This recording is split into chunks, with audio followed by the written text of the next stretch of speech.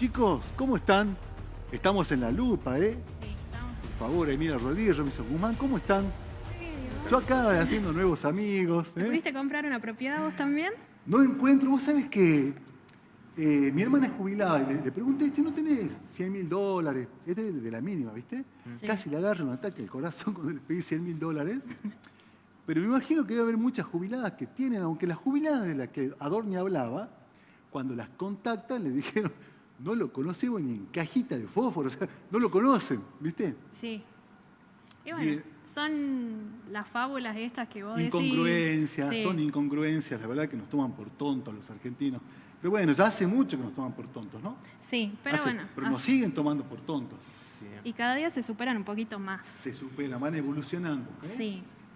Bueno, nosotros esta vez te trajimos algo distinto. Bueno, volvemos con las fechas de conmemoraciones. Sí, Y esta vez trajimos lo que sería la Guerra de Malvinas. bien. Conmigo van a hacer la parte histórica brevemente por los tiempos y bueno, después Robin nos va a enlazar un poquito más con la actualidad. Perfecto. Así que bueno, comencemos. A 40 años de la Guerra de Malvinas. En la siguiente diapositiva, por favor. Bueno, vamos a ver que esta disputa por la soberanía de las islas ya lleva mucho tiempo, data del siglo XVIII aproximadamente y siempre son por cuestiones históricas y también políticas.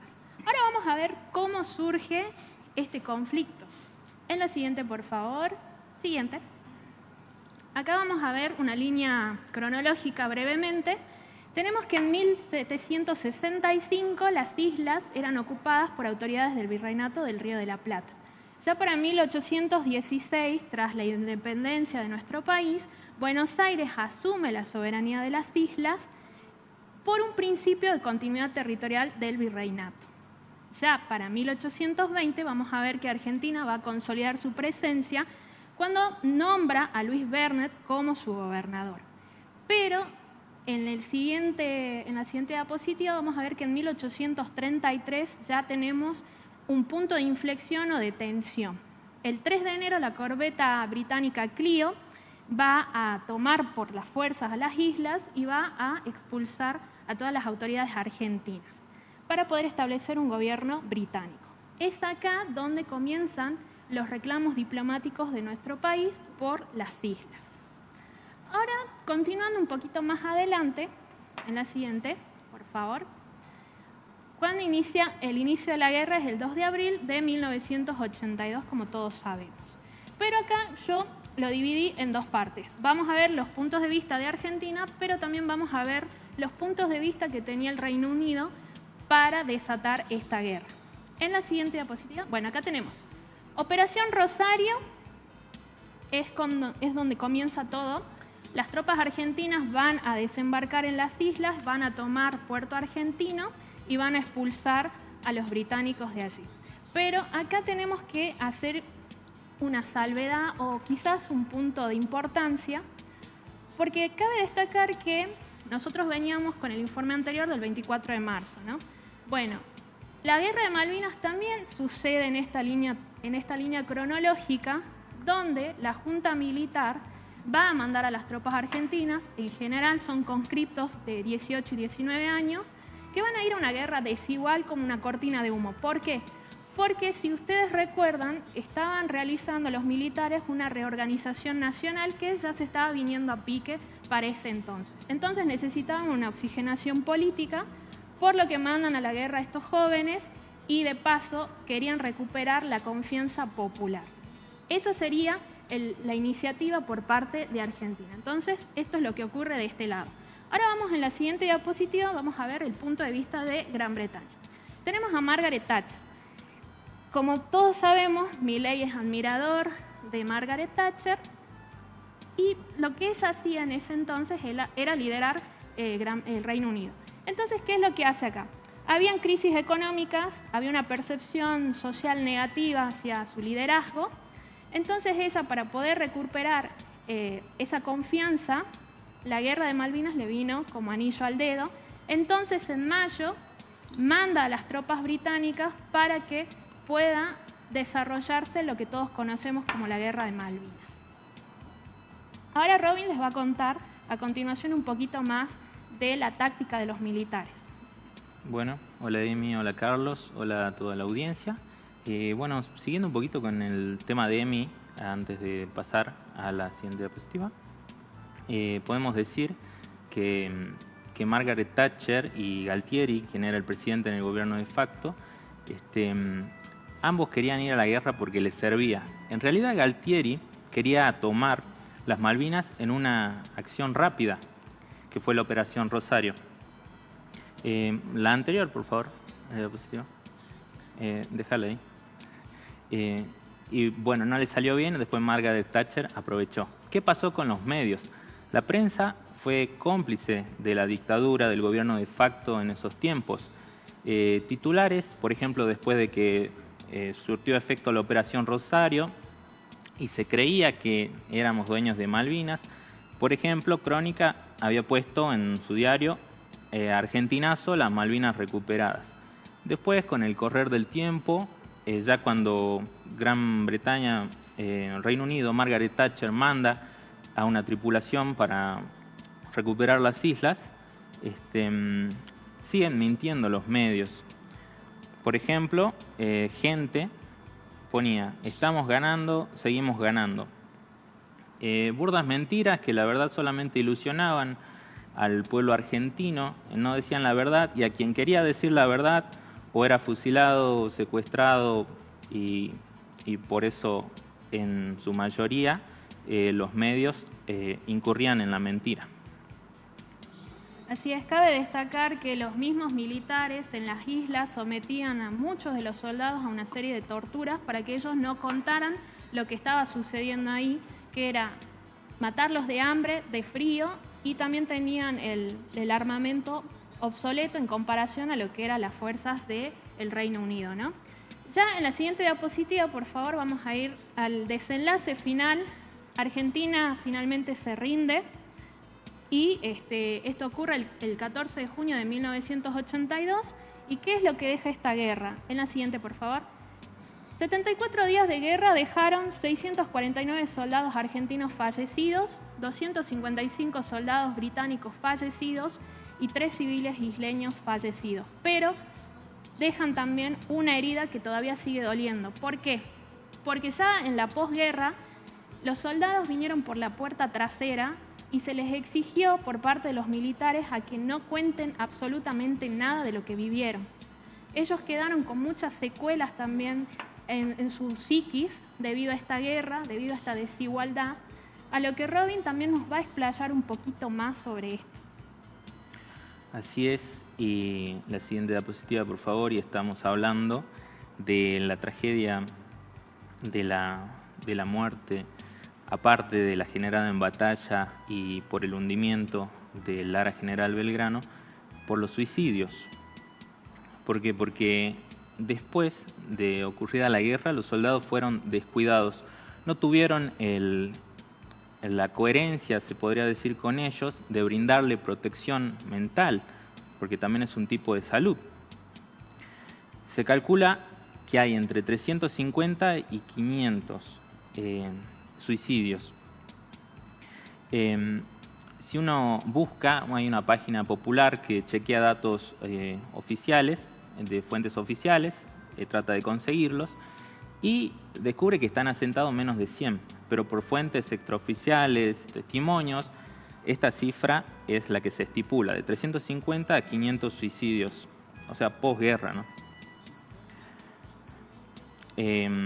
Algunas incapacidades o algunas causas de esto también podemos decir que fueron incapacidades con las que quedaron muy débiles de salud, negligencias y faltas de decisión política. También las carencias que vivían, bueno, ahora ya no, por suerte cobran, digamos, 3 salarios equivalentes a una jubilación mínima, pero bueno, como digo, fueron descuidados luego de la guerra, apenas terminó. Y bueno, principales carencias: salud, vivienda, desempleo, estrés y depresión. Vamos a la siguiente diapositiva.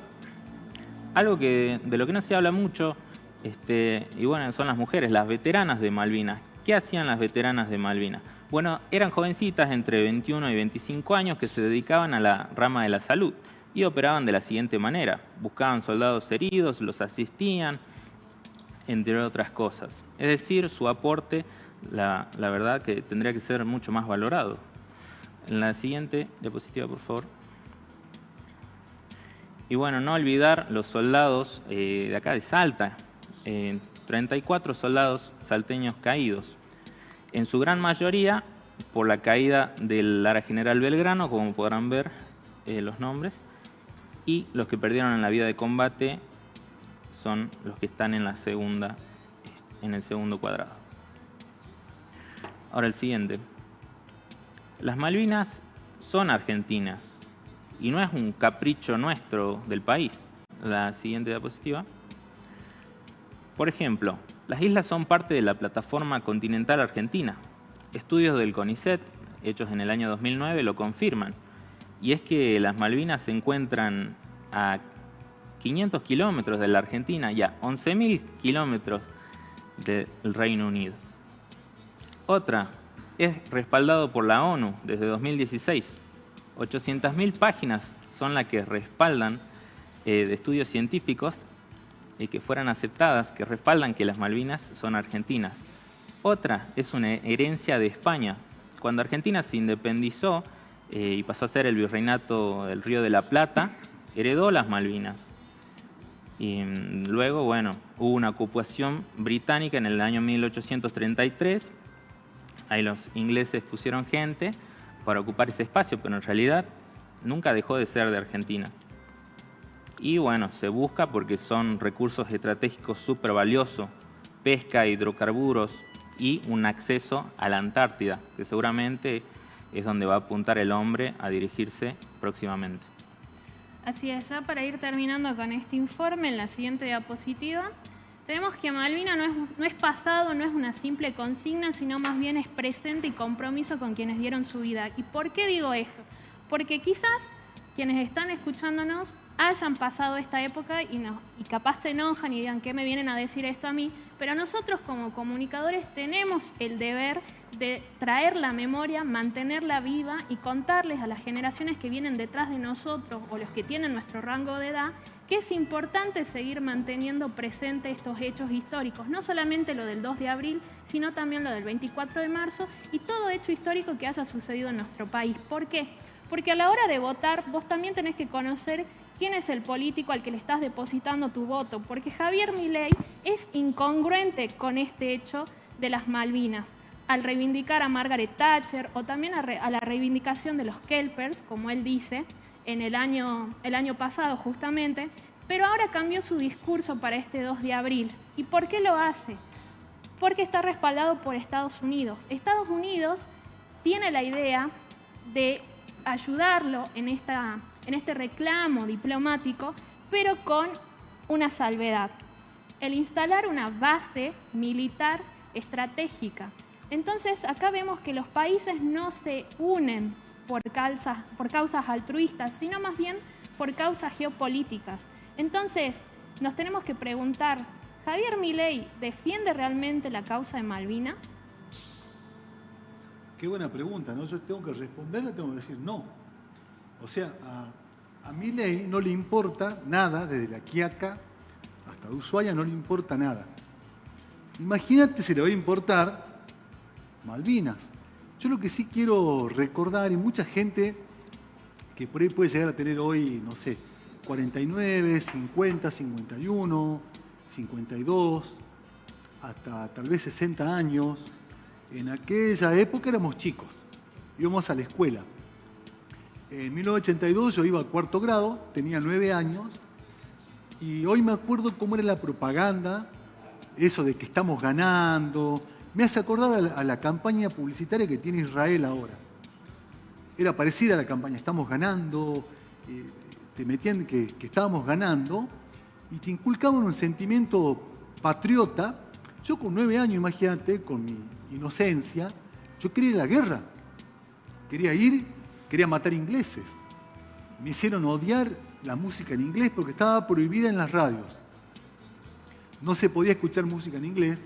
Y ahí nació el rock nacional, ahí apareció Charly García, Fito Páez, León Gieco, empezaron a darle espacio a la música en castellano, siempre y cuando no vaya en contra de los intereses de la dictadura, ¿no? También, esa era otra.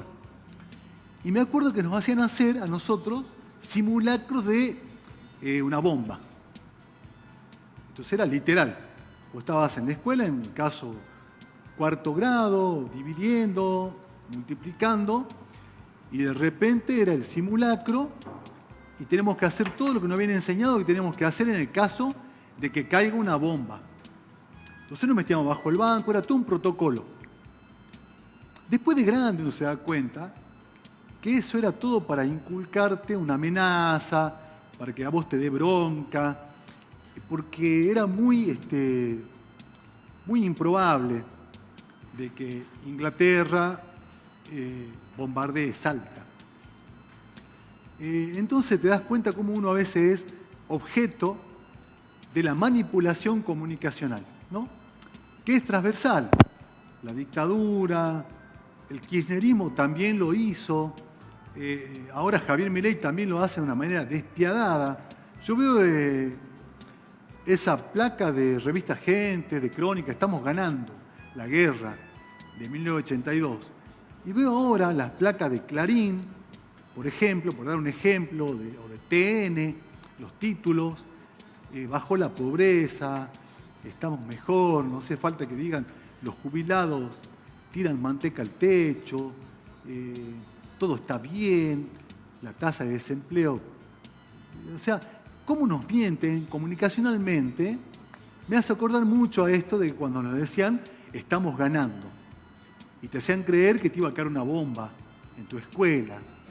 Y uno se mentalizaba con el odio y uno quería matar ingleses. Mirá, con 9 años, una criatura inocente, 9 años. La misma edad de un niño que la burra esta del Orozco quiere meter preso ahora. Entonces te pones a pensar la inocencia de un niño de 8 o 9 años que te hacen creer que va a caer una bomba, es tremendo. Te manipulan de tal manera, mediáticamente, que te generan sentimientos, ¿no? Odio, todas esas cosas con lo que ellos después potabilizan el voto y ganan las elecciones. Bien, se nos fue el primer bloque. Quiero contarle a la gente así rapidito. Vamos a tener muchos sorteos hoy en el bloque 3. En el bloque que viene vamos a recibir llamadas de la gente para que también nos digan qué opinan con respecto a la guerra, con respecto a lo que sea, ¿sí? Vamos a un corte chiquito y volvemos en 2 minutitos.